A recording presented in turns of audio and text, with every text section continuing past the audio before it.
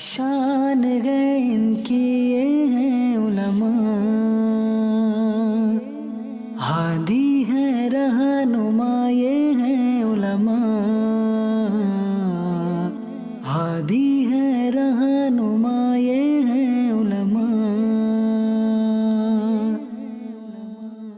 الحمدللہ رب العالمین والصلاة والسلام علی سید المرسلین، اما بعد فاعوذ باللہ من الشیطان الرجیم، بسم اللہ الرحمن الرحیم۔ الصلاة والسلام علیک یا رسول اللہ وعلی آلک واصحابک یا حبیب اللہ، الصلاة والسلام علیک یا نبی اللہ وعلی آلک واصحابک یا نور اللہ۔ حضرت ابو ہریرہ رضی اللہ تعالیٰ عنہ سے روایت ہے، اللہ پاک کے پیارے اور آخری نبی صلی اللہ علیہ وسلم نے فرمایا، من صلی علیہ فی کتاب لم تزل الملائکہ تستغفر لہ ما دام ذلک الکتاب، جس نے کتاب میں مجھ پر درود پاک بھیجا جب تک میرا نام اس کتاب میں لکھا رہے گا، فرشتے اس کے لیے مغفرت طلب کرتے رہیں گے۔ صلو علی الحبیب صلی اللہ تعالی علی محمد۔ مدنی چینل کے ناظرین اور جامعۃ المدینہ کے محترم طلبہ کرام، قابل احترام اساتذہ کرام، ناظمین کرام، آج انشاءاللہ عز و جل ہم صدیق اکبر کا ذکر خیر کریں گے۔ یوں تو صدیق اکبر کو کثیر اوصاف عطا کیے گئے، لیکن آپ کی سیرت کا ایک نمایاں پہلو اور آپ کا ایک نمایاں وصف یہ ہے کہ آپ کو بہت سا علم دین دیا گیا۔ آپ علم قرآن کے بھی ماہر تھے، علم تفسیر کے بھی ماہر تھے، آپ کو علم حدیث بھی دیا گیا، علم انساب بھی سکھایا گیا، علم تعبیر بھی دیا گیا، علم توحید بھی عطا کیا گیا۔ تو علم کے آپ سمندر تھے اور آپ بہت بڑے مفتی تھے۔ صدیق اکبر کا یہ علم حدیث پاک میں بھی بیان کیا گیا۔ میرے آقا علیہ الصلوۃ والسلام فرماتے ہیں، مجھے خواب میں دودھ کا پیالہ دیا گیا، میں نے دودھ نوش کیا، دودھ پیا اور پیٹ بھر کے پیا، اور جو بچ گیا وہ میں نے ابو بکر کو دے دیا۔ صحابہ کرام فوراً تعبیر سمجھ گئے، عرض کی یا رسول اللہ، آپ کی مراد دودھ سے علم ہے؟ یعنی آپ نے جو صدیق اکبر کو دیا یہ علم ہے؟ تو میرے آقا علیہ الصلوۃ والسلام نے فرمایا، تم نے درست کہا۔ تو صدیق اکبر کا علم قرآن کیسا تھا انشاءاللہ آج ہی ہم سنیں گے۔ صدیق اکبر کا فہم و فراست کیسی تھی یہ بھی سنیں گے، اور علم کا نتیجہ خوف خدا انشاءاللہ عز و جل، اس سے متعلق بھی ہم مدنی پھول سننے کی سعادت حاصل کریں گے۔ سب سے پہلے ہم بڑھتے ہیں رکن شورا اور جامعۃ المدینہ مجلس کے نگران حاجی اسد مدنی سلمہ الغنی کی جانب، اور سنتے ہیں کہ صدیق اکبر کا علم قرآن اور فہم قرآن کیسا تھا۔ جی سیدی، اس حوالے سے کیا فرمائیں گے؟ اللہ تعالیٰ جل جلالہ کی عطا سے اور مصطفیٰ کریم صلی اللہ تعالیٰ علیہ وآلہ وسلم کی میٹھی نگاہ سے سیدنا صدیق اکبر رضی اللہ تعالیٰ عنہ علم و عمل ہر اعتبار سے عرفہ و اعلیٰ مقام کے مالک ہیں۔ بے شک آپ نے علم کے حوالے سے ذکر کیا تو علم میں علم کی جو جہات ہمارے تصور میں آ سکتی ہیں، اللہ تعالیٰ جل جلالہ نے ان تمام حوالوں سے آپ کو بلندی درجات سے نوازا۔ چونکہ قرآن پاک کا علم جسے عطا کر دیا گیا اسے سارے جہان کے علوم عطا کر دیے بے گئے۔ شک قرآن پاک نے خود ذکر کیا، وَلَا رَطْبٍ وَلَا يَابِسٍ إِلَّا فِي كِتَابٍ مُبِينٍ، کائنات کی کوئی خشک و تر چیز ایسی نہیں جس کا ذکر اس کتاب یعنی قرآن پاک میں نہ ہو۔ سیدنا صدیق اکبر رضی اللہ تعالیٰ عنہ کتاب اللہ کے عالم تھے، اور اللہ تعالیٰ جل جلالہ نے آپ کو محبت قرآن سے نوازا، علم قرآن سے نوازا، اور قرآن پاک کی تلاوت بھی آپ کے معمولات میں تھی، قرآن فہمی بھی اللہ تعالیٰ جل جلالہ نے آپ کا مقدر فرمائی۔ آپ کی تلاوت قرآن کا انداز اس طرح کا تھا کہ مکہ مکرمہ میں آپ اپنے گھر میں بیٹھ کر جب تلاوت قرآن فرمایا کرتے تھے تو آپ سے قرآن سننے کے لیے آپ کے گھر کے اردا گرد کافر بھی جمع ہو جایا کرتے تھے، اور کیفیات ایسی ہوتی ہیں کہ اشک باری فرماتے، روتے ہوئے تلاوت کرتے تھے۔ روتے ہوئے آپ تلاوت فرماتے، اور ہماری امی جان سیدہ عائشہ صدیقہ طیبہ طاہرہ رضی اللہ تعالیٰ عنہا نے بیان کیا کہ آپ کی گریہ وزاری کی کیفیت یہ ہوا کرتی تھی کہ آپ کی داڑھی مبارک جو ہے یہ آنسوؤں سے تر ہو جاتی تھی، اللہ اور آپ کا اس انداز میں رقت کے ساتھ تلاوت قرآن کرنا اور کافروں کا یہ جمع ہو کر قرآن سننا، یہ مکہ والوں پر شاک گزرا، جس کی وجہ سے آپ کو دھمکیاں بھی دی جانے لگیں اور آپ کو مختلف انداز میں اذیتوں کا سامنا بھی کرنا پڑا۔ تقاضا صرف یہ تھا کہ آپ یوں اس انداز میں بلند آواز میں قرآن نہ پڑھا کریں۔ سبحان اللہ۔ اور یہ جو قرآن پڑھتے ہوئے رونا، یہ بھی تو آپ کے علم قرآن پر دلالت کر رہا ہے، آپ سمجھ رہے ہوتے تھے، اسی لیے وہ ایک رقت کا جی، ہو جاتا فہم قرآن کے باعث ہی تو رقت طاری ہوگی نا۔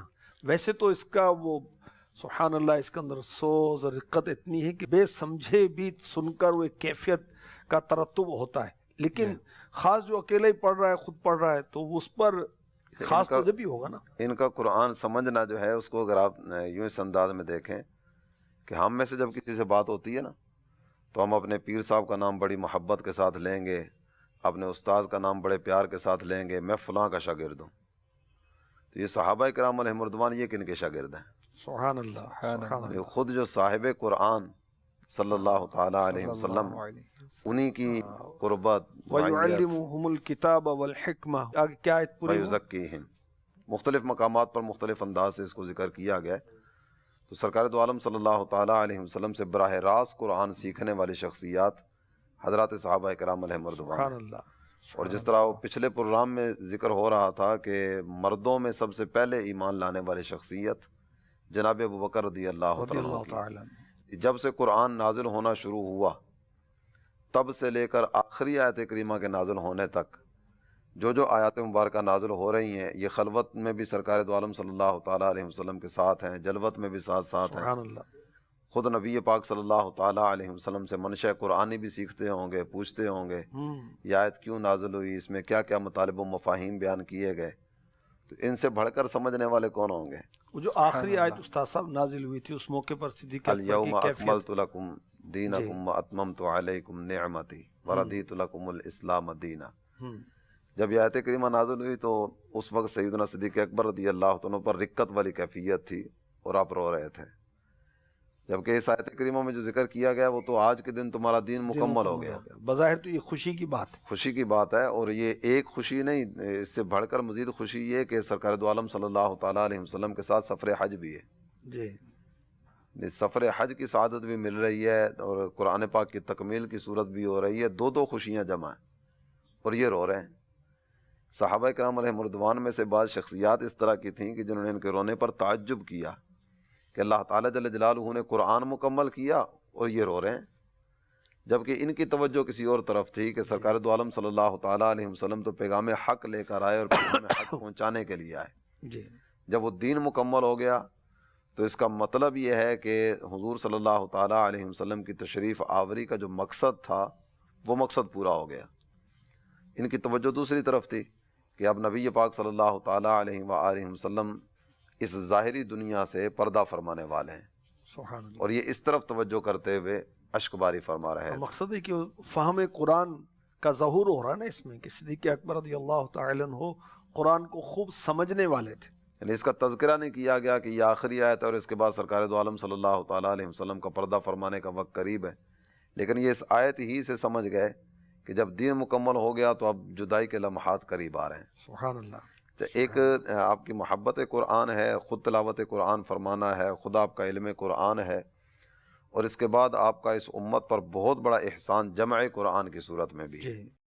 مولا مشکل کشا علی المرتضیٰ کرم اللہ تعالی وجہہ الکریم، آپ جناب سیدنا صدیق اکبر رضی اللہ عنہ کا ذکر خیر کرتے ہوئے ارشاد فرماتے ہیں ہوا اول من جمع القرآن، یہ وہ پہلی شخصیت ہیں جنہوں نے قرآن پاک جمع کرنے کا سلسلہ شروع کیا۔ اس کی صورت کیا بنی؟ اس کا جو ایک بنیادی سبب تھا، بنیادی سبب تو یہ تھا کہ جب وہ مسیلمہ کذاب کے ساتھ جنگ کا سلسلہ ہوا تو اس میں ایک کثیر تعداد میں صحابہ کرام علیہم رضوان نے جام شہادت نوش کیا، اور آپ کے ذہن میں یہ چیز تھی، وہ یہ تھی کہ یوں اس انداز میں اگر حفاظ قرآن ان کی شہادت کے سلسلے ہوتے چلے گئے تو ایسا نہ ہو کہ قرآن پاک آگے امت تک اس انداز میں نہ پہنچ سکے۔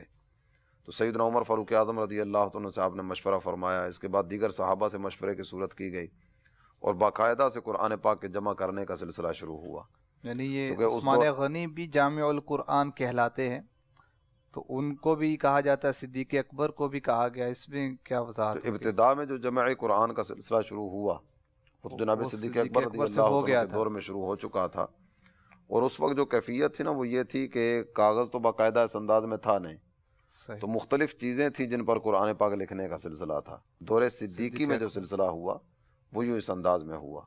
عثمان غنی رضی اللہ تعالی عنہ نے مختلف قرآن پاک کے نسخے مصاحف جو تھے مختلف قوموں مختلف ممالک میں روانہ فرمائے، یہ بھی آپ کا وہ یہ بھی ہے، اور یہاں جو سیدنا صدیق اکبر رضی اللہ عنہ نے جمع فرمایا نا، جس طرح یہ ہڈی بکری کی ہڈی تھی، بکری کا شانہ تھا، اس پر آیات قرآنیہ اونٹ کی لکھی ہڈیوں گئیں، پر اور اونٹ کی ہڈیوں درخت پر کی لکھے چھالوں گئے۔ پر، اس طرح تو ایک مصحف پر عثمان غنی نے اس کو کیا، اور حضرت عثمان لغت غنی رضی قریش اللہ کا عنہ نے یہ صرف جہاں جہاں بھی تھا نا یہ سارا یکجا کیا، اور یکجا کرنے کے بعد پھر اس کے نسخے لکھوا کر تو پھر آگے اس کو وہ فتوحات ارسال کیا بڑھتی جا رہی تھی، اسلام پھیلتا جا رہا تھا، مختلف قومیں مختلف رنگ زبان والے تھے، تو اس میں کوئی تبدیلی نہ آئے، تو وہ ایک نسخہ ایک ہی طرح کا مختلف جگہوں پر بھجوایا گیا آپ نے، تو آپ یوں جامع القرآن ہے۔ جی جی صحیح۔ سبحان اللہ۔ صدیق اکبر کے فہم قرآن کے حوالے سے بات چل رہی ہے، تو اس کو یوں بھی سمجھا جا سکتا ہے کہ آپ مخلوق میں انبیاء کے بعد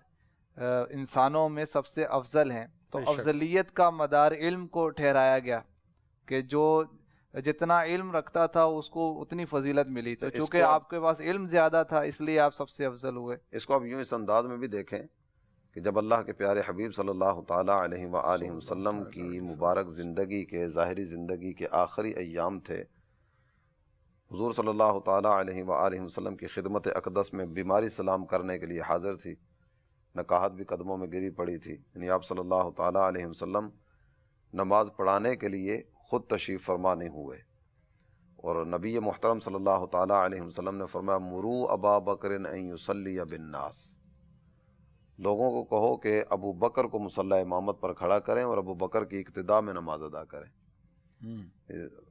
جو امامت کے لیے ایک اصول دیا گیا نا، وہ امامت کے لیے اصول یہ ہے کہ جو قوم میں سب سے افضل ہو اس کو مصلی امامت پر کھڑا کیا جائے، سبحان اللہ۔ اور ہمارے آقا صلی اللہ تعالیٰ علیہ وآلہ وسلم نے مصلی امامت سپرد فرمایا جو اس امت میں علم کے اعتبار سے، تقوی کے اعتبار سے، پرہیزگاری کے اعتبار سے سب سے عرفہ و اعلیٰ شخصیت، سبحان اللہ۔ اور وہ جناب ابوبکر رضی اللہ تعالیٰ عنہ۔ سبحان اللہ۔ یہ قرآن کے سب سے بڑے عالم صدیق اکبر رضی اللہ تعالی عنہ ہوئے جی جی میرے آقا علیہ الصلوۃ والسلام کے بعد۔ سبحان اللہ۔ صدیق اکبر کا علم قرآن، فہم قرآن، اس حوالے سے ہم نے سنا۔ مزید رکن شورا نیران پاکستان مشاورت سے عرض کروں گا، صدیق اکبر کے علم حدیث کے تعلق سے کچھ مدنی پھول عطا فرمائیں۔ جی، دور رسالت میں مسلمانوں کو کوئی مسئلہ پیش آتا تو بارگاہ رسالت میں حاضری دیتے اور رہنمائی مل جاتی۔ جب میرے نبی صلی اللہ علیہ وسلم نے دنیا سے پردہ فرمایا تو اب صحابہ کرام کا جو مرجع، جو شخصیت تھی، وہ صدیق اکبر رضی اللہ تعالی عنہ، کیونکہ آپ بہت بڑے عالم، جیسے ابھی ہم نے بیان کیا، قرآن کے بہت بڑے عالم، تو حدیث کے بھی آپ بہت بڑے عالم تھے۔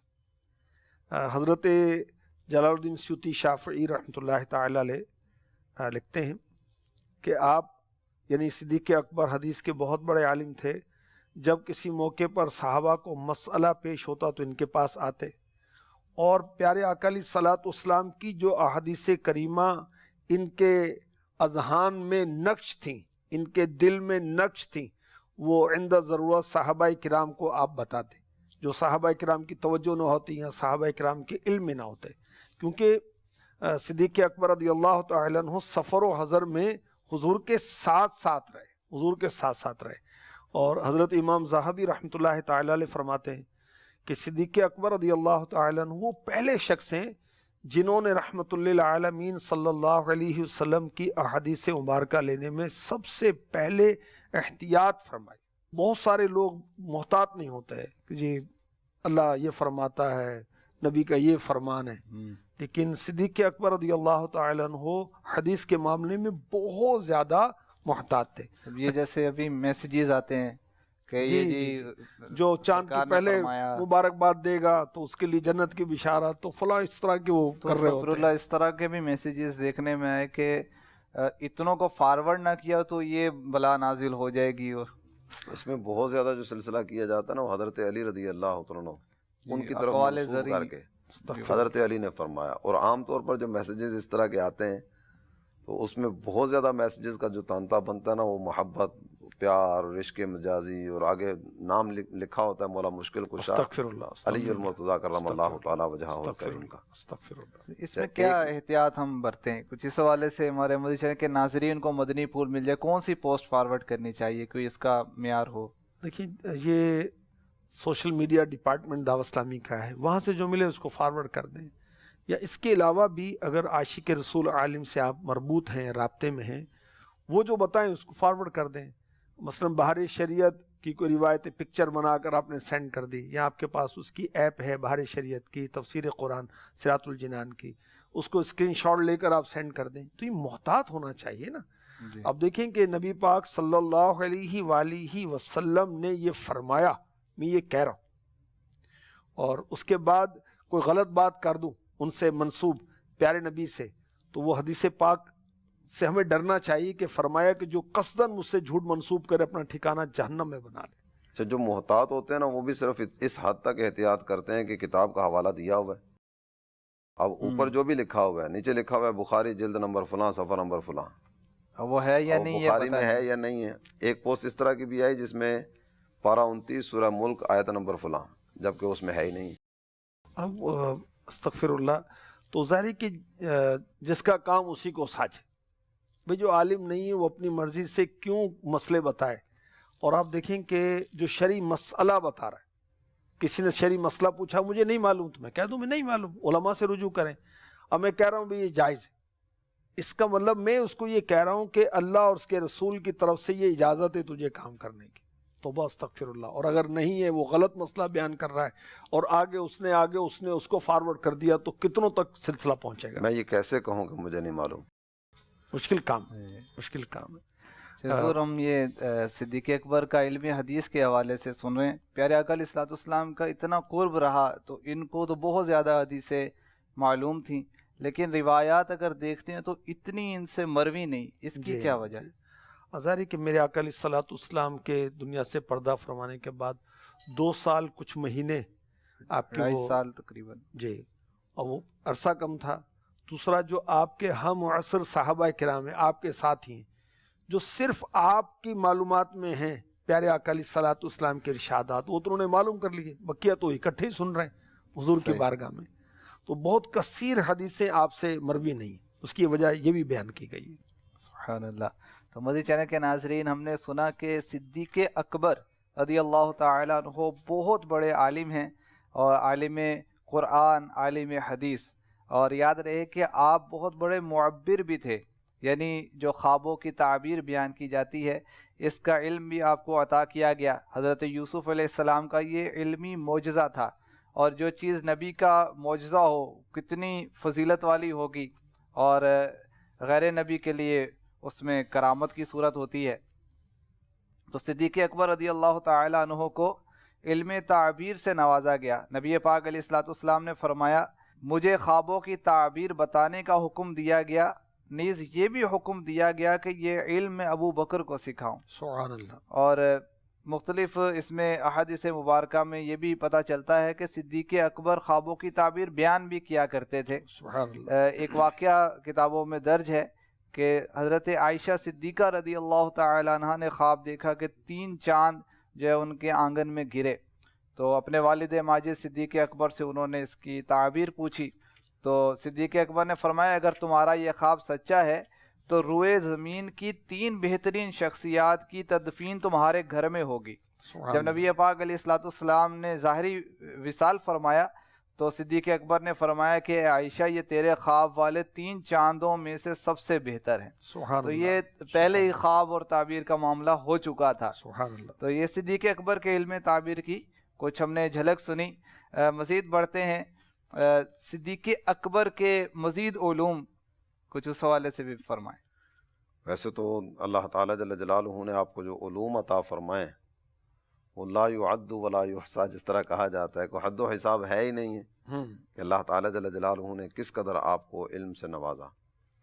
علوم میں نا اہل عرب میں خاص طور پر ایک چیز کو اہمیت حاصل تھی، علم انساب، جی، نسب کا علم، آبا و اجداد کا، اچھا، کس کا، اس کے والد یہ، اس کے دادا یہ، اس کا ابا یہ، اس کا ابا یہ۔ اچھا، ایک تو یہ ہے کہ کسی ایک شخصیت کا علم ہونا، دوسرا یہ ہے کہ جس طرح یہ سرکار دو عالم صلی اللہ تعالیٰ علیہ وسلم کا ذکر خیر ہم پڑھتے ہیں، تو کئی صحابہ اس طرح کے ہیں کہ جن کا سلسلہ نسب کچھ واسطوں کے بعد جا کر سرکار دو عالم صلی اللہ تعالیٰ علیہ وسلم کے ساتھ مل جاتا ہے۔ سبحان اللہ، یہ بھی بہت بڑا شرف ہے۔ جناب ابوبکر یہ بھی انہی میں ہے، سبحان اللہ، حضرت عمر فاروق اعظم رضی اللہ عنہ یہ بھی انہی میں ہے، جی۔ اسی طرح دیگر کئی اور شخصیات بھی ہیں کہ جن کا سلسلہ نسب نبی پاک صلی اللہ تعالیٰ علیہ وسلم کے ساتھ کچھ واسطوں کے بعد جا کر مل جاتا ہے۔ قریب ترین واسطے کے ساتھ ملنے والی شخصیت جس طرح صحابہ کرام علیہم رضوان میں مولا مشکل کشا علی المرتضیٰ کرم اللہ تعالیٰ وجہہ الکریم ہے کہ بالکل قریب ہی سے ان کا سلسلہ نسب سرکار دو عالم صلی اللہ تعالیٰ علیہ وسلم کے ساتھ ملتا ہے۔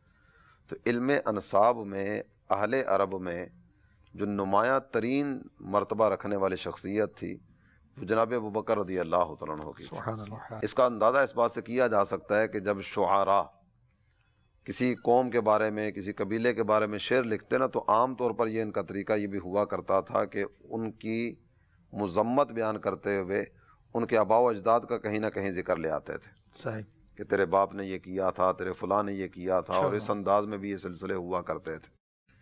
ایک دفعہ جناب عبداللہ ابن رواحہ رضی اللہ تعالیٰ عنہ یہ حاضر بارگاہ تھے، اور اپنے کریم و رحیم آقا صلی اللہ تعالیٰ علیہ وآلہ وسلم کی موجودگی میں انہوں نے کفار کے بارے میں کچھ مذمت پر اشعار کہے۔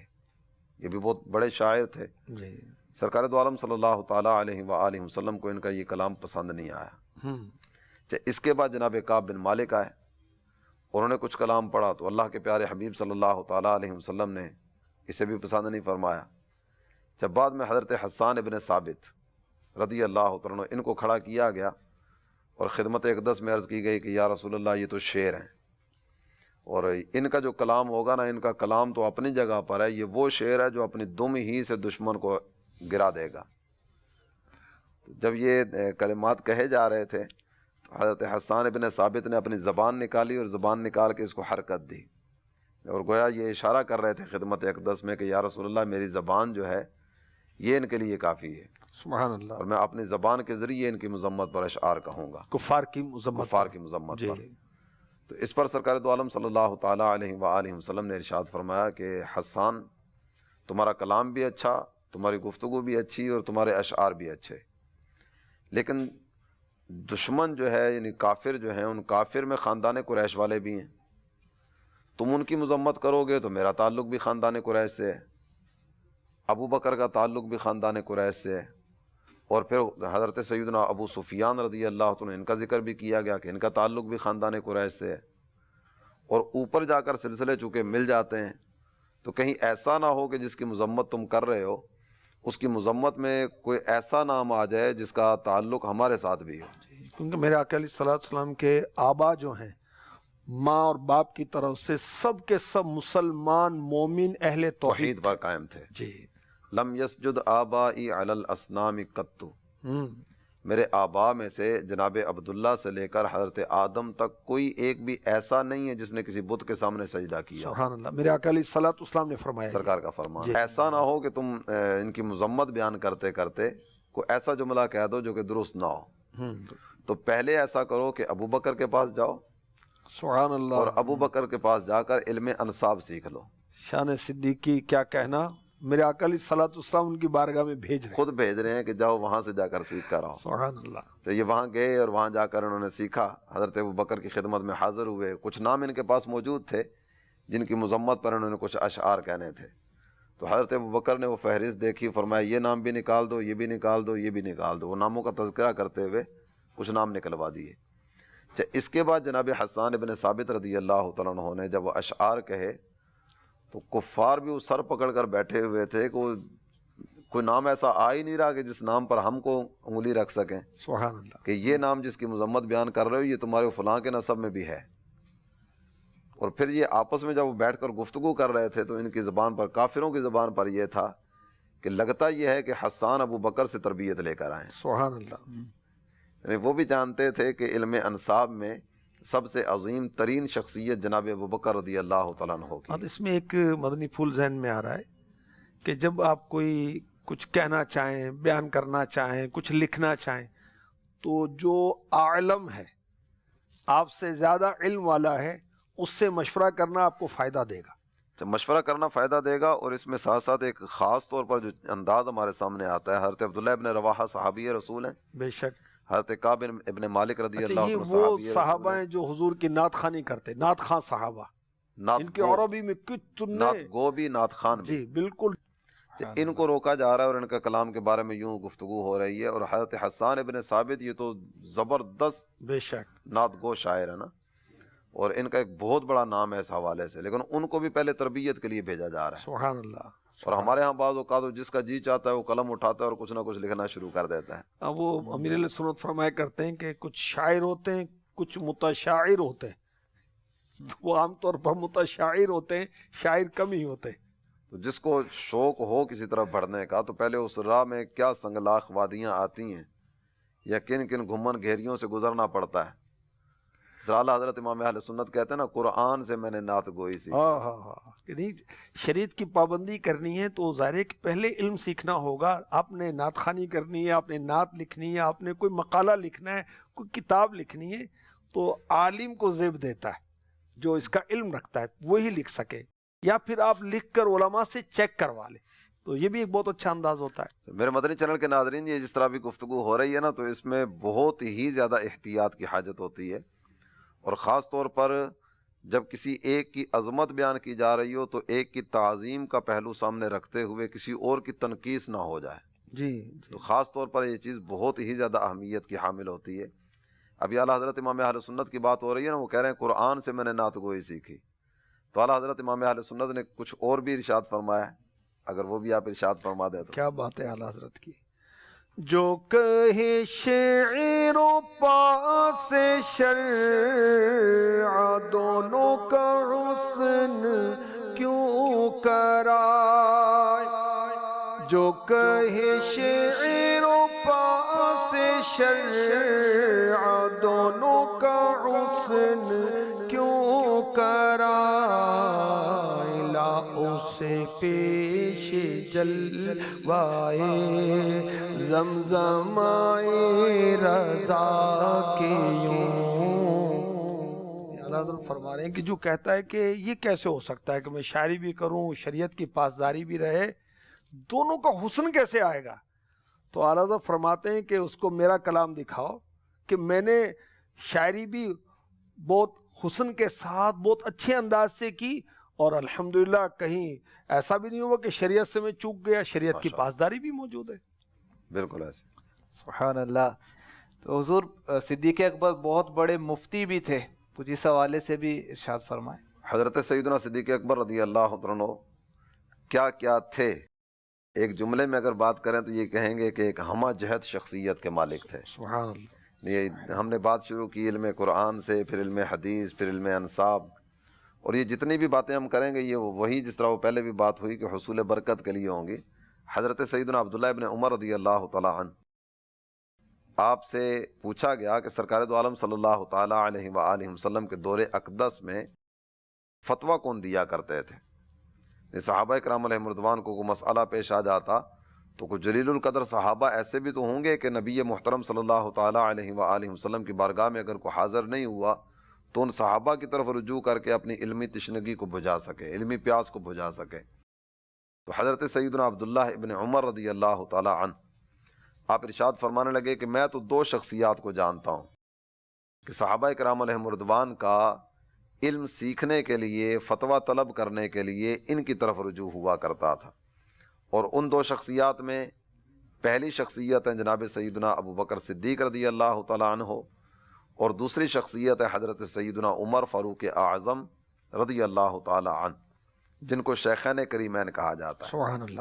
اور آپ یہ کہنے کے بعد ارشاد فرماتے ہیں کہ ان دو کے علاوہ میرے علم میں کوئی تیسرا نہیں ہے کہ جس کی خدمت میں صحابہ کرام علیہم رضوان کا اس انداز میں رجوع ہوتا ہو جس انداز میں ان کی طرف رجوع ہوا کرتا تھا. سبحان اللہ. یعنی شیخین کریمین یہ مجتہد صحابہ میں سے ہیں. جی بالکل ایسے. تو مختلف صحابہ کرام کے بارے میں ہم نے سنا کہ انہیں اجتہاد کا درجہ حاصل تھا اور پھر اس کے علاوہ ہر صحابی کی جنتی اپنی جنتی جنتی ہیں اور ان کی اپنی علمی شان و شوکت بے ہے. شک، الحمدللہ.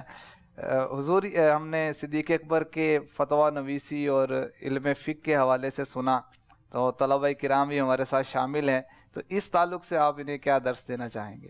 علمی اعتبار سے جس طرح وہ بات ہو رہی تھی نا کہ صحابہ کرام علیہم رضوان میں بڑے بڑے نام ہیں جن کو اللہ تعالیٰ جل جلالہ نے علم دین کا، علم قرآن کا اور بہت سارے علوم کا خزانہ عطا فرمایا.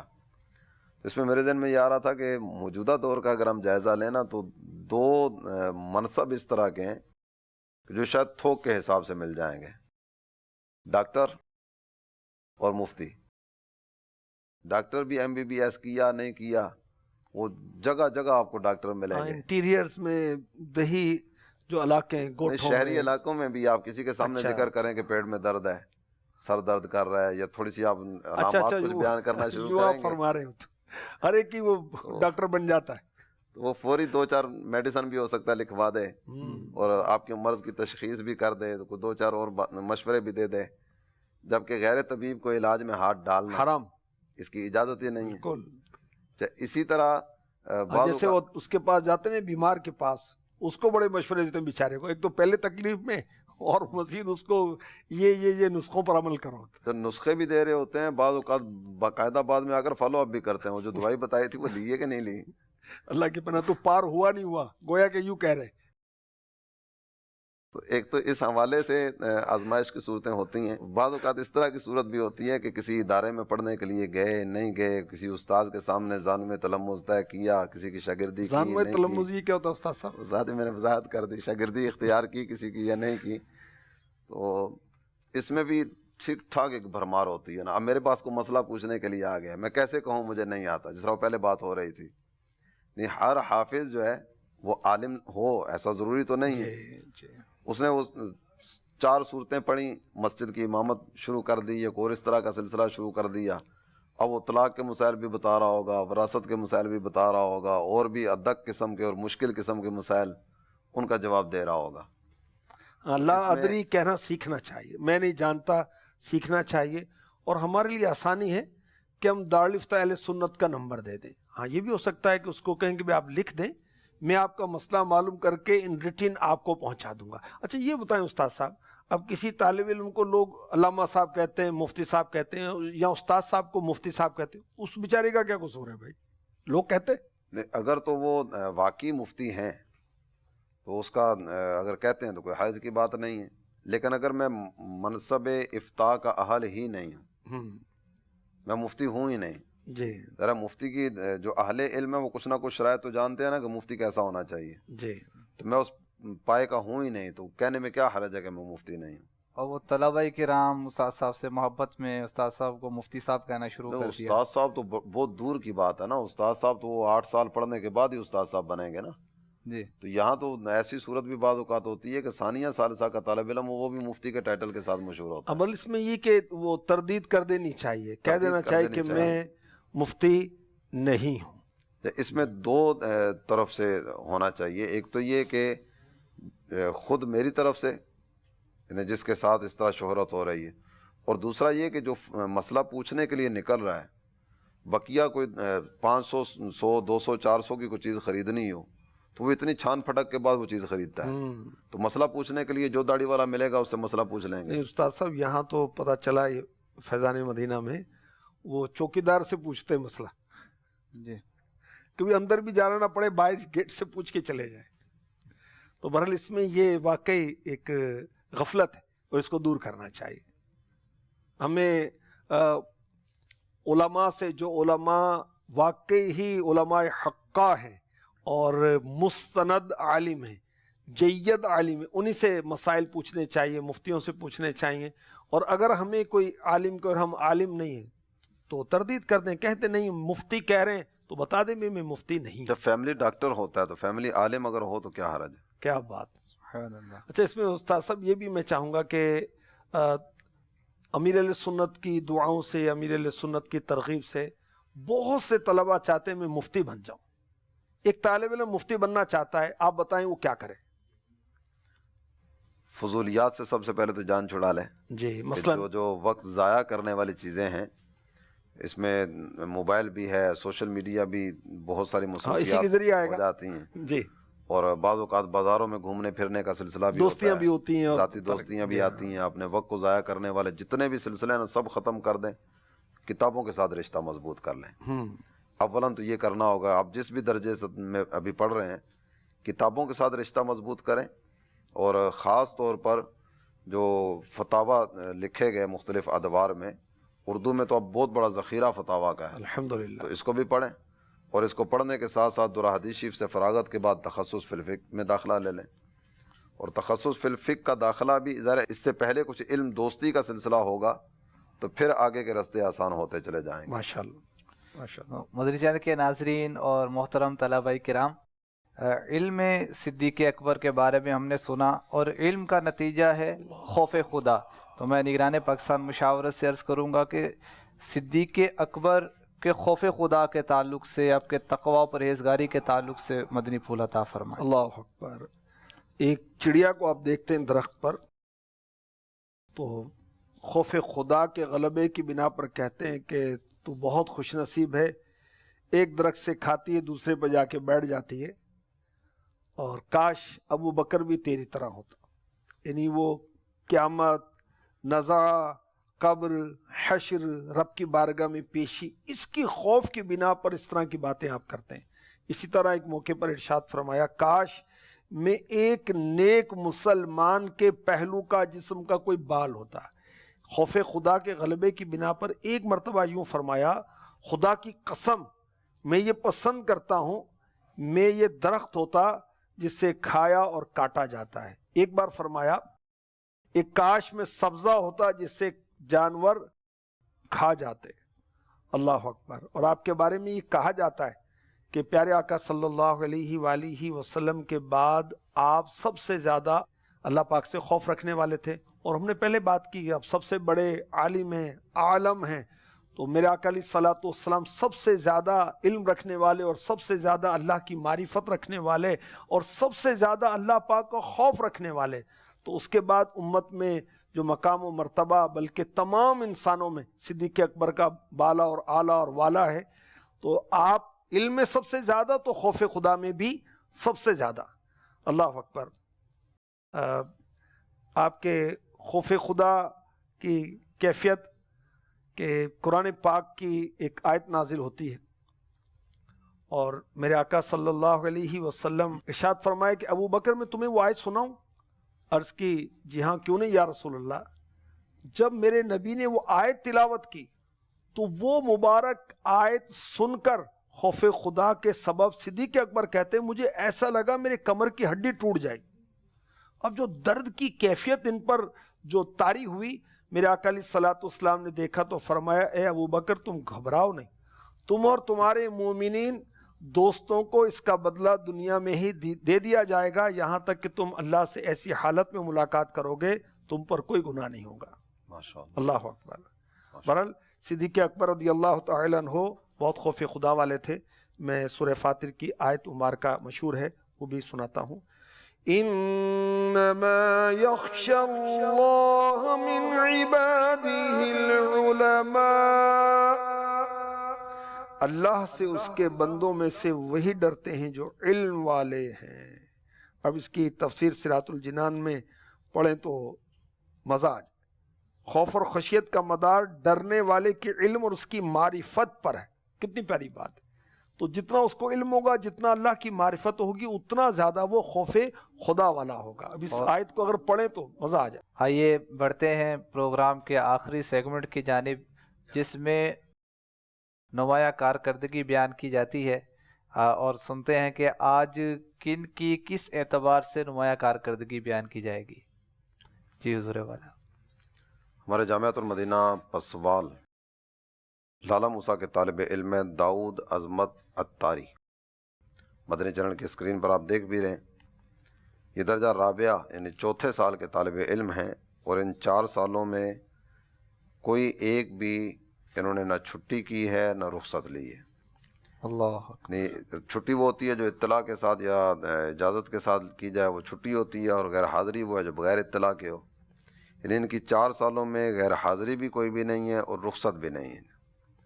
ماشاء اللہ. امیر اہل سنت ہر ہفتے کسی ایک رسالے کے مطالعے کی ترغیب دلاتے ہیں، اور یہ ترغیبات کا سلسلہ تقریباً 2 سال سے جاری ہے. آپ اندازہ کر لیجئے کہ ہر ہفتے جو رسالہ جاری ہوا، اور تقریباً 2 سال سے یہ ہر ہفتے رسالے کے مطالعے کی ترغیب کا سلسلہ جاری ہے، تو یہ کتنے سارے رسائل بنتے ہوں گے.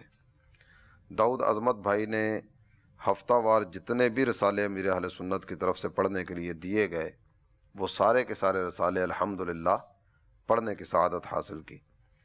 اس کے علاوہ ان کے مطالعے کی ایک لمبی فہرست ہے کہ انہوں نے کیا کیا پڑھا. قرآن پاک مکمل ترجمہ اور تفسیر خزائن العرفان کے ساتھ پڑھا، کفریہ کلمات کے بارے سوال جواب، فیضان نماز، کرامات صحابہ، تمہید ایمان، نجات دلانے والے اعمال، مقام رسول، سوانح کربلا، سیرت رسول عربی، سنتیں اور آداب، بدگمانی، اور اس کے علاوہ بھی کافی ساری کتابوں کی فہرست ہے. امیر اہل سنت کے وہ تمام رسائل جو ان کی معلومات میں ہیں، وہ رسائل بھی یہ پڑھنے کی سعادت حاصل کر چکے ہیں. اللہ تعالیٰ ایسوں کی تعداد میں مزید برکت عطا فرمائے جو دینی کاموں میں بھی بھرپور انداز میں آگے بڑھنے والے ہوں اور علمی اعتبار سے بھی مضبوط ہوں. رب کریم انہیں بھی اور ہمارے تمام تر طلباء کرام کو علم نافع اور عمل صالح کی دولت نصیب فرمائے. ماشاء اللہ. مدنی چینل کے ناظرین اور محترم جامعۃ المدینہ کے متعلقین، آج ہم نے صدیق اکبر رضی اللہ تعالیٰ عنہ کی شان علمی اور آپ کے تقوی و پرہیزگاری اور خوف خدا کے بارے میں سنا، اور مختصر سلسلے میں تو ظاہری بات ہے مختصر بات ہی کی جا سکتی ہے. یہ کتاب ہے فیضان صدیق اکبر، المدینۃ العلمیہ میں سے لکھا گیا، اور مکتبۃ المدینہ نے اسے شائع بھی کیا ہے. تو اس میں قدر تفصیل سے آپ صدیق اکبر رضی اللہ تعالیٰ عنہ کی شان و عظمت کے مختلف پہلوؤں کا مطالعہ کر سکتے ہیں. تو اس کتاب کو اپنے مطالعے میں لائیں، انشاءاللہ اس کی بھی برکتیں حاصل ہوں گی. اللہ کریم ہمیں عمل کی توفیق عطا فرمائے. آمین بجاہ النبی الامین صلی اللہ تعالی علیہ وسلم. کیا شان ہے ان کی یہ ہیں علماء، ہادی ہے رہنما یہ ہیں علماء، ہادی ہے